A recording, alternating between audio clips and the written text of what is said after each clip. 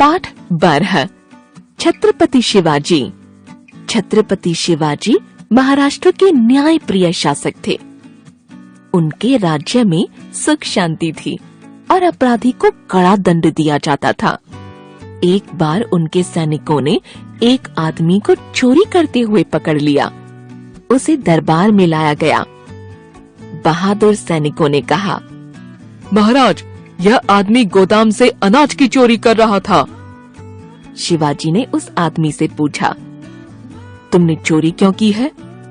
आदमी बोला, महाराज, मैं कई दिनों से काम की तलाश में भटक रहा था, लेकिन मुझे कहीं काम नहीं मिला। हम लोग बहुत गरीब हैं। हमारे पास खाने के लिए कुछ नहीं था। कई दिनों से अन्न का एक दाना भी हमारे मुंह में नहीं गया। महाराज, मैं जानता हूँ कि चोरी करना अपराध है, लेकिन क्या करता?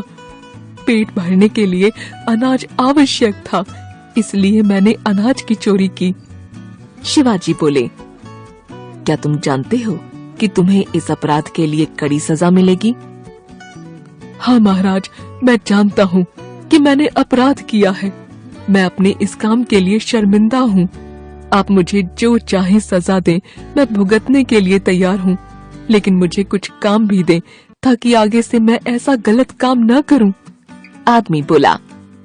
शिवाजी उस आदमी की बात सुनकर बहुत दुखी हुए, किंतु चोरी जैसे अपराध के लिए दंड देना भी अनिवार्य था।